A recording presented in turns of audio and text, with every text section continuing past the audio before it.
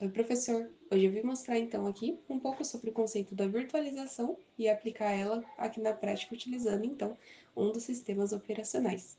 Mas antes então de fazer essa demonstração prática, é importante justamente que entendamos o conceito de como funciona tudo por trás. Então, a virtualização, que é o principal conceito abordado, ele é justamente a versão virtual de algum recurso, que no caso o que a gente vai estar fazendo aqui agora é o sistema operacional.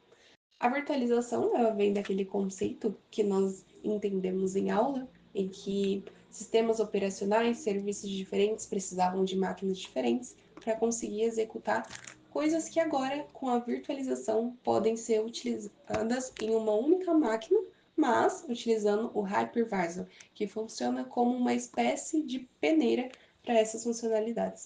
Então, ele é uma camada de acesso antes do sistema operacional, que vai fazer com que todas as configurações estejam corretas e que diferentes sistemas operacionais possam ser utilizados em uma única máquina virtual. Ou melhor, em uma máquina. Além de funcionar como uma peneira, o hypervisor ele também funciona como uma espécie de separador de recursos, ou seja, ele considera a quantidade de CPU disponibilizada, a quantidade de processamento também e de armazenamento, e ele consegue fazer essa divisão entre os sistemas operacionais, fazendo com que eles tenham aquele recurso necessário para que eles possam rodar e também que você consiga então utilizar diversos recursos. Também é importante focar que com o hypervisor, com a virtualização, surgiram alguns conceitos principais, que seria o particionamento, que é justamente essa divisão de recursos que o hypervisor faz, o isolamento, que os apps eles não se conhecem, eles não se comunicam, porque por mais que utilizem essa infraestrutura, são serviços diferentes. E também tem o conceito de encapsulamento, que ele coloca tudo isso em uma única unidade. E a máquina virtual pode ser encontrada também como um arquivo quando nós vamos pesquisar como ela está disponível aqui no nosso computador. Então, já iniciando aqui na nossa VirtualBox, eu já tinha feito um projeto de teste, mas a gente vai criar um novo aqui. Então, primeiro eu vou colocar o nome do projeto.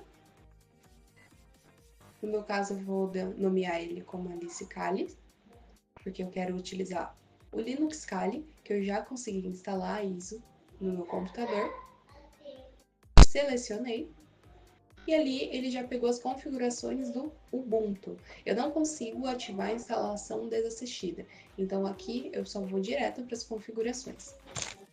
Bom, então já indo aqui para as configurações, eu vou mudar primeiramente a ordem do boot, que eu vou deixar primeiro o óptimo, justamente porque eu quero que carregue primeiramente a ISO que eu coloquei, que seria o do sistema operacional Kali Linux, depois o disco rígido para carregar esse sistema operacional e por último o disquete que eu vou desabilitar aqui. Ele não é mais tão utilizado de acordo com as pesquisas que eu fiz.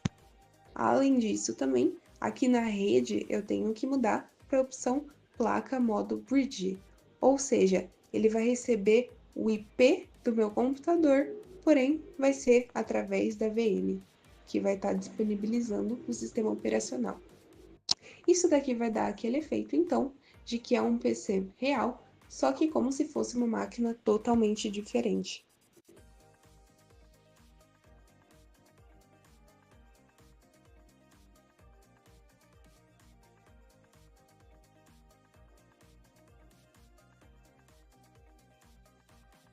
Então, de maneira geral, temos algumas outras opções, como armazenamento, CPU, processador, mas isso tudo eu já deixei mais ou menos no nível bom, para que a gente consiga então utilizar da melhor forma possível a máquina virtual.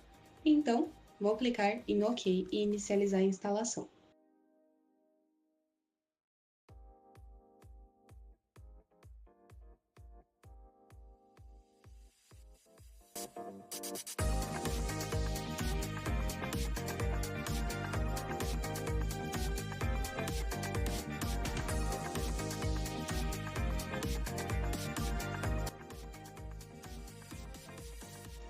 Então, depois de várias instalações, chegamos aqui na telinha do nosso Kali Linux. Então, eu fiz alguns cadastros, vamos dizer assim, durante a instalação, Então eu vou colocar aqui o meu nome e a minha senha que eu coloquei de usuário.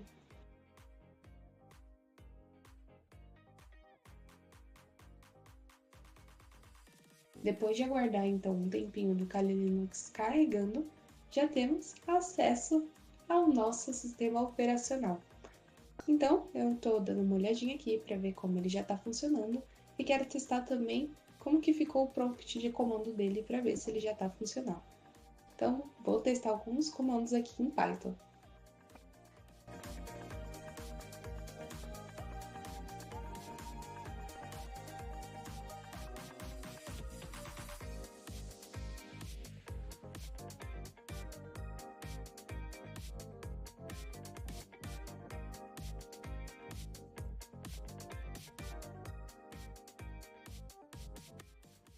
Testando o terminal, então, podemos observar que funcionou normalmente até mesmo um cálculo que eu coloquei da maneira errada no terminal. Então, podemos concluir que finalmente a Dindin tem a sua própria máquina virtual utilizando o hypervisor e caminhando para um caminho mais virtualizado.